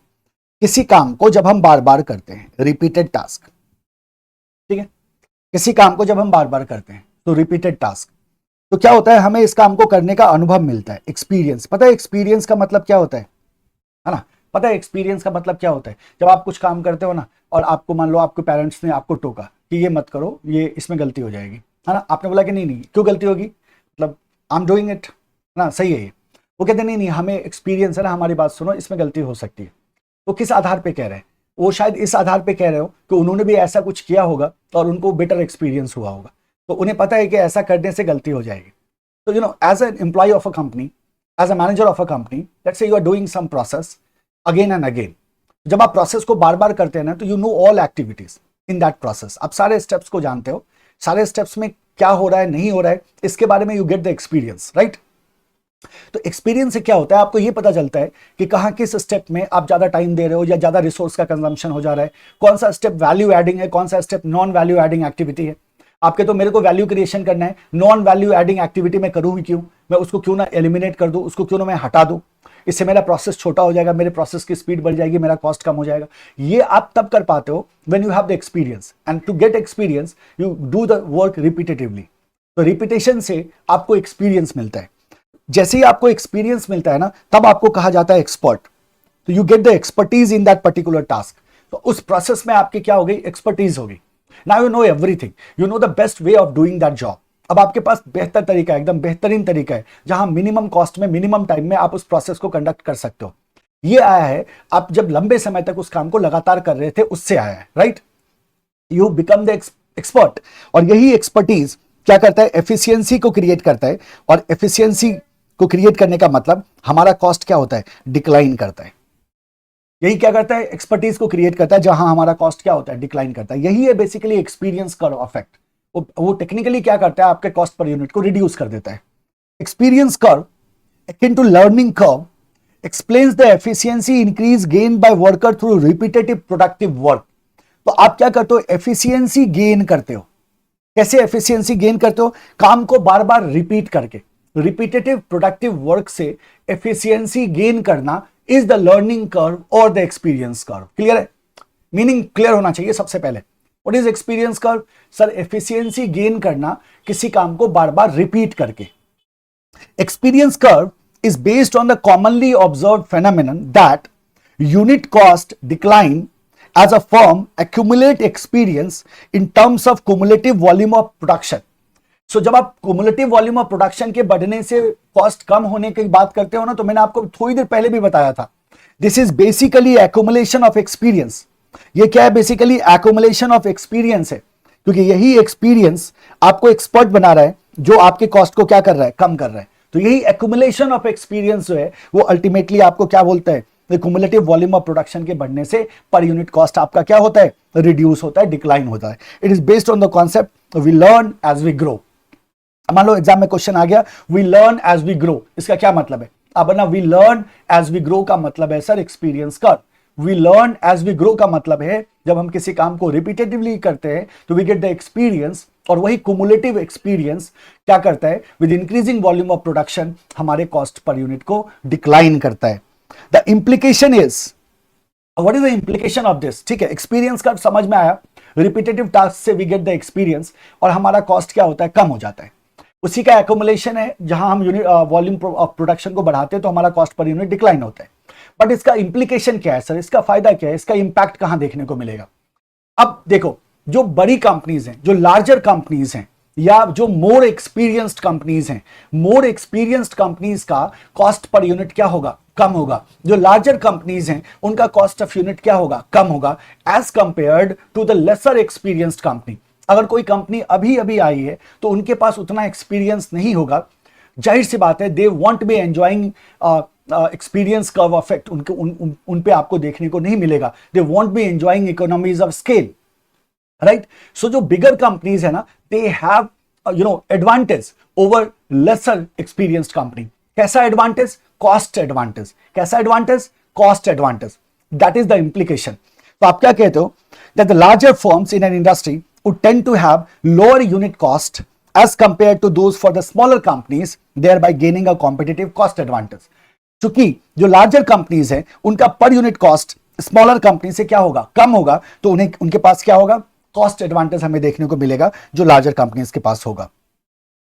It is experience curve result from a variety of factors like learning effects, economies of scale, product redesign, technological improvement and so on. सब कुछ इनफैक्ट पैकेज होता है, अगर आप सही देखो तो रीडिजाइन भी होता है, टेक्नोलॉजी भी लगाया जाता है ना। Over the period of time you lower your cost. This is it, features of experience curve, है ना। फीचर्स ऑफ, ये पूरा टॉपिक ही बड़ा इंपॉर्टेंट है एक्सपीरियंस का, कई बार एग्जाम में पूछा जा चुका है, ध्यान रखना। Features of experience curve. As business organization grow, they gain experience. Experience may provide advantage over the competition. Experience is key barrier to entry. Large and successful organization possess stronger experience effect. Same चीज है, जो आपने समझा वही feature है। तो क्या features हो गए? पहला, learn as we grow. जैसे जैसे हम ग्रो करते हैं हमें क्या मिलता है? एक्सपीरियंस। एक्सपीरियंस हमें क्या देता है? Advantage over competition. और जो लार्ज ऑर्गेनाइजेशंस होती हैं उनके पास ज्यादा एक्सपीरियंस इफेक्ट हमें देखने को मिलेगा। ध्यान में रखिएगा इसको। यही है आपका कॉस्ट पर यूनिट क्या होता है? डिक्लाइन होता है। जैसे जैसे वॉल्यूम ऑफ प्रोडक्शन बढ़ा, कॉस्ट पर यूनिट क्या हो रहा है? डिक्लाइन हो रहा है। तो this is your cost per unit, ये डिक्लाइन हो रहा है। जैसे जैसे वॉल्यूम ऑफ प्रोडक्शन को हम बढ़ाएंगे, कॉस्ट पर यूनिट क्या होगा? डिक्लाइन होगा। As business grow, it understand the complexity and benefit from its experiences. And the next is how experience curve is relevant in strategic management. यही implication और relevancy को आप साथ में रख सकते हैं। देखो, अब यहां दो तीन चीजों को ध्यान में रखना है। नंबर वन, कि एक्सपीरियंस कर्व, याद है इकोनॉमीज ऑफ स्केल को एंट्री बैरियर की तरह भी हमने पढ़ा था। तो आप क्या बोलोगे? Raises entry barrier. ये क्या करता है? एंट्री बैरियर रेज करता है। इसका मतलब क्या करेगा? Discourage new एंट्रेंट। न्यू एंट्रेंट को डिस्करेज करेगा। न्यू एंट्रेंट को क्या करेगा? डिस्करेज करेगा। What else? Larger form. Larger form जो होती हैं have, larger forms have competitive cost advantage. Competitive cost advantage over lesser experienced company. ठीक है, larger forms having cost advantage over lesser experienced company and build market share. Market share build करने में भी ये हमारी हेल्प करेगा। So build market share. This is it. इसको ध्यान में रखना, राइट? इसकी थियरी को स्किप करो, इसको नोट कर लीजिएगा। यहाँ क्या बोलोगे? Raise entry barrier, discourage new entrant, larger form have competitive cost advantage and market share build करने में हमारी मदद करता है। So this is your how experience curve is relevant in strategic management. और ये बड़ा इंपॉर्टेंट है ना। इसको इस तरह से भी ध्यान में रखना है, इसको इंप्लीकेशन की तरह भी ध्यान में रखना है। अगर सिर्फली इंप्लीकेशंस पूछ दे, what is the implications of experience curve in strategic management, तो भी हमारा आंसर यही होगा। यही इंप्लीकेशन है और यही एडवांटेज है, रेलेवेंसी है एसएम में एक्सपीरियंस कर्व का। So this is all about your experience curve. So next topic we have is value creation. You know, अब दो तीन मामूली छोटे छोटे टॉपिक बच गए, but I will stop in this lecture here, है ना। शॉर्ट लेक्चर्स, शॉर्ट इसको नहीं कहेंगे, मैं आपको 1.5 से 2 घंटे का लेक्चर इसलिए देता हूँ, इस पे बात कर ले, बड़ा इंपॉर्टेंट है। मैं चाहूँ तो 4 घंटे का लेक्चर आपको दे सकता हूँ, but that is totally unproductive. जब आप 2 घंटे के सेशन में लेक्चर्स को कवर करते हैं, 1.5 से 2 घंटे के सेशन में, आप एग्जॉस्ट नहीं होते। और मैं चाहता हूं कि हर एक लेक्चर के बाद आप उस लेक्चर पे 10 मिनट का टाइम दो, open your book, think about it, है ना, कॉन्सेप्ट पे सोचो, जो आपने समझा है बहुत डिटेल में आपको समझा रहा हूँ, दो this is the fast track, but हम एक एक पॉइंट को हम डील कर रहे हैं, हम कुछ भी स्किप नहीं कर रहे हैं। तो आपको क्या करना है, आपको you have to think about that, जितने भी टॉपिक्स हैं उनके बारे में एक बार सोचो, है ना, उनको एडजस्ट करने की कोशिश करो दिमाग में, ताकि वो क्लैरिटी के साथ दिमाग में फिट हो जाए। और जब कभी भी किसी भी तरह का डाउट हो, I am always available, just drop me a message, I will definitely respond immediately, in the sense जैसे ही देखूंगा मैं सबसे पहले आपको रिप्लाई करूंगा, सारा काम हम छोड़ के, है ना। आप में से हर एक बच्चे को इंस्टेंट रिप्लाई जाता है और हमेशा जाता रहेगा, राइट। तो कोई भी डाउट हो, just ask me the question. Lecture देखने के बाद मैं फिर से कह रहा हूं, क्या करना है आपको, open your book, sit down and think about all the topics what you have studied. So thinking contemplation होता है, उससे when you think you contemplate, और वो कॉन्सेप्ट आपका हिस्सा बनता है। रिकॉल करने में आपको परेशानी नहीं होती, आप आसानी से रिकॉल कर लेते हैं और आसानी से एग्जामिनेशन में आप अपने आंसर्स को प्रेजेंट कर पाते हैं, राइट। तो stop here in this lecture, in next lecture हम इस चैप्टर को खत्म कर लेंगे, चैप्टर में अब कुछ नहीं बचा, और थर्ड चैप्टर को शुरू कर लेंगे, right. So see you in next lecture, thank you everyone, keep working hard, keep shining, bye bye, take care.